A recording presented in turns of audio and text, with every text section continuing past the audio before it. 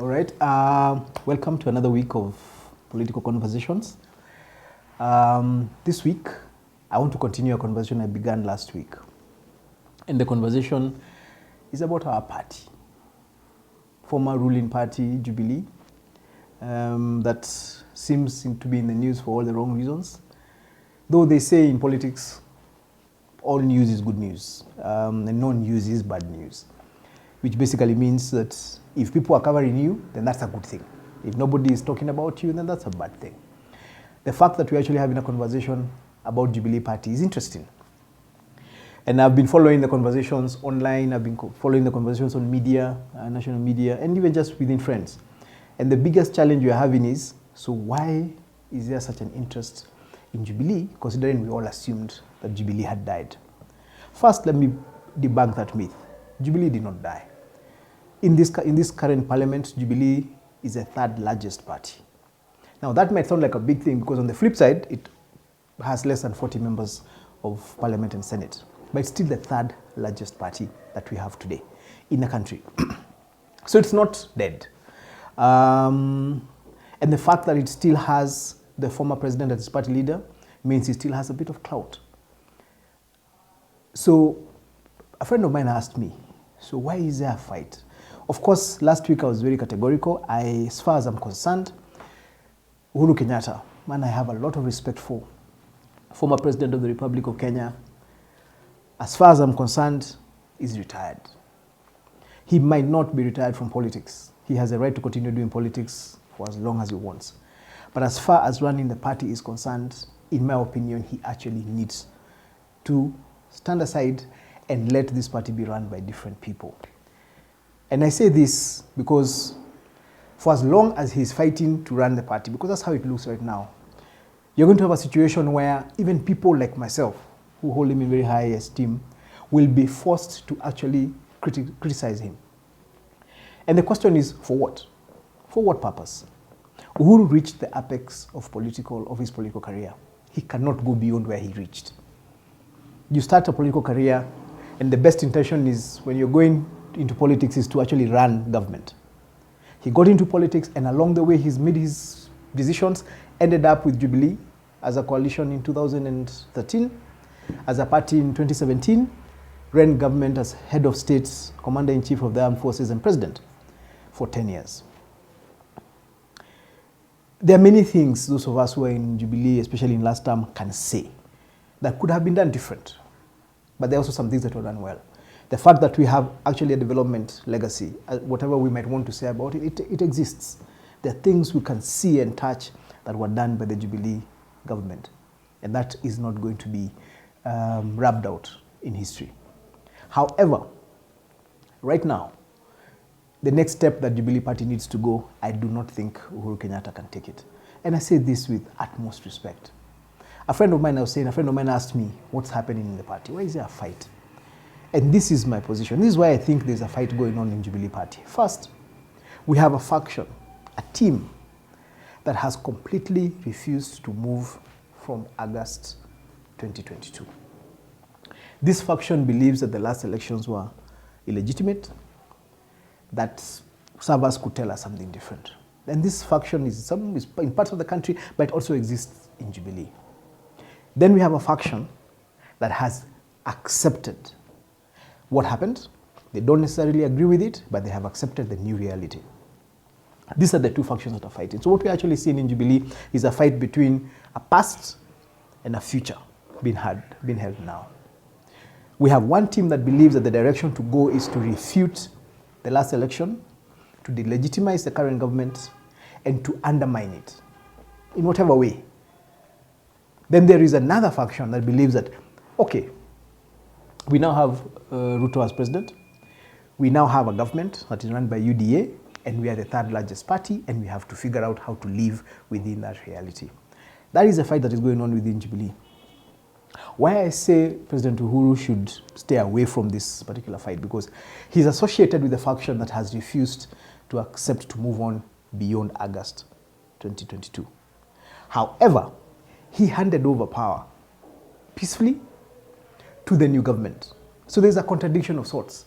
You can't be with a team that says that election was illegitimate. The government that is in power is not legitimate, is not genuine. We need to open the servers. But you are the head of state who handed over power to the current administration. And these conflicts are what now make our party look like we are a bit confused. So, in my opinion, President needs to step aside from this war, this fight going on within the party, and leave these two teams to figure out a way forward. Of course, all of us will take sides, right? I am thinking ahead. I am a young person. I have a political career that I am still pursuing. And I'd really, really love to pursue it within the auspices of the Jubilee Party, if it is possible. So I'm looking at where we're going, and I want to see who is taking us there. And that is why I would be very interested in people who are speaking about where we are going, rather than where we've come from. We need to learn our lessons from where we've come from as a party. We need to learn the mistakes that were made, but we can't stay there. Today, we actually, over 9 months since the last election. We can't keep talking about that election. In 3 months, we'll be 1 year down. We'll have 4 years to the next election. How are we prepared for that election? And that is why I said, as a party, and today's conversation is primarily about our party. As a party, first, we need to have a conversation at a grassroots level. Every now and again in Nyeri, I attend social occasions and my team and I support local events and local places where there is need. And every time we speak with those people, they will tell you, Mahesh, we love you, but you could have done this different. You did not listen to us here. This is an accusation that is made to us who are in Jubilee and to our party. So the first thing, even before we go into a national delegates conference, can we first have a conversation at grassroots level? Listen to the people on the ground, tell us first whether they think Jubilee should continue, because this party belongs to the people of Kenya. Do they think it should continue, or do they think it should be wrapped up? Secondly, which direction should it go? Should it work with the government? Should it be in opposition? Or should it be a third force? Remember, right now, Jubilee is associated with Azimio. We are assumed to be part of Azimio. We are assumed that the positions that Azimio holds are the same positions that Jubilee holds. But Jubilee is an independent party. It can actually choose to refuse to accept positions that are held by Azimio, especially when Azimio makes those positions being a discussion between ODM, which is the largest party in Azimio, and Wiper, which is the third largest party in Azimio, and excludes Jubilee because they assume Jubilee is not going to play along with what they want. Remember, as Jubilee, we have a right to be heard. We have a right to refuse to take positions we don't agree. If, for example, if we refuse to be part of Maandamano, you can't tell us you've left Azimio because we refuse to support Maandamano. That could be a position that Jubilee as a party within the coalition takes. We have one vote out of the 3 or the multiple parties that are there. And we also need to know where this position has been had. We have a bipartisan conversation going on in the country that has members from the opposition and from government. There is no single, Azimio did not see it within itself to nominate a single person from Jubilee to sit in the bipartisan team. Out of 7 people, at least 2 of them should have been from Jubilee. So that even the Jubilee position is felt and heard in that particular conversation. And there are close to 40 members of Jubilee in Parliament. So they cannot tell us that we don't have members who can actually sit on the bipartisan team. These are the conversations we need to have when we're asking ourselves where Jubilee is going.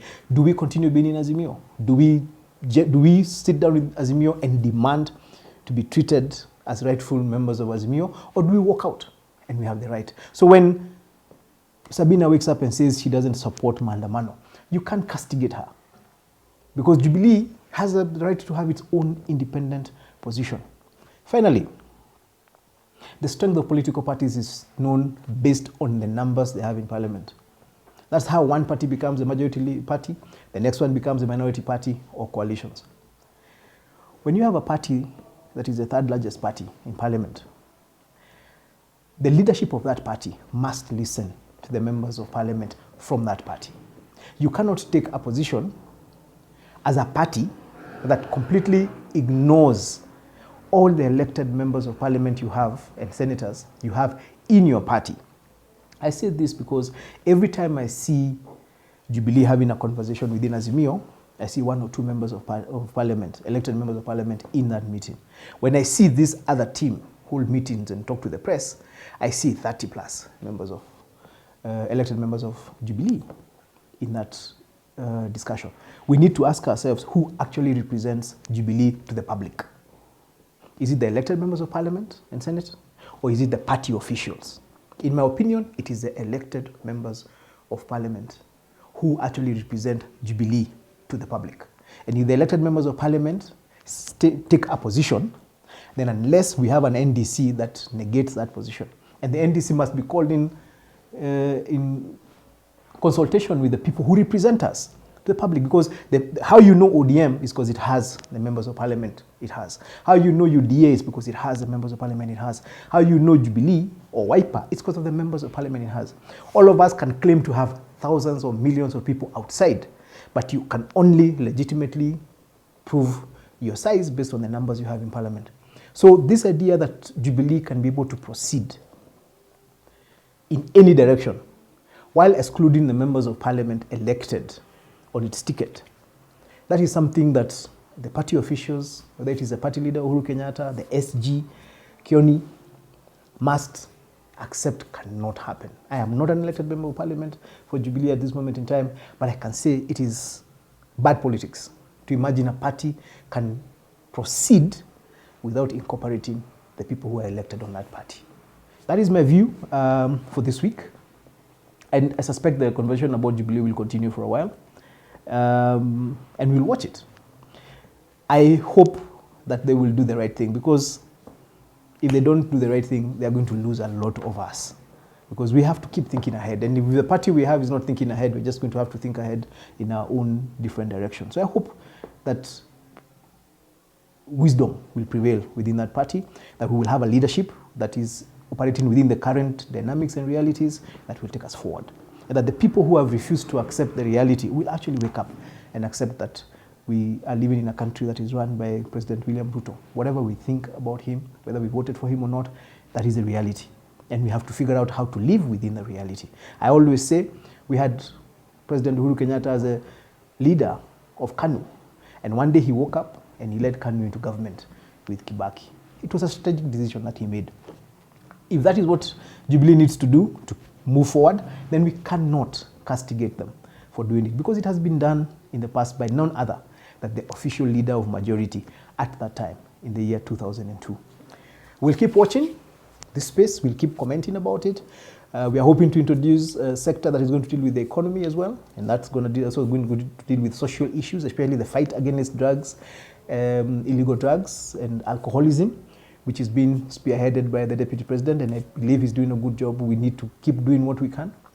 I want to start a conversation about whether it is possible to partner with social institutions like churches and figure out whether we can allocate resources to social institutions that exist to pick a couple of people in every village and try and bring them back and rehabilitate them. That's the kind of conversations we're going to be having in coming weeks. We're going to look at agriculture, we're going to look at business, but the political conversation is always going to be underlined. And we continue shooting from Rware. We still have the best nyama choma. We still have the best pilau.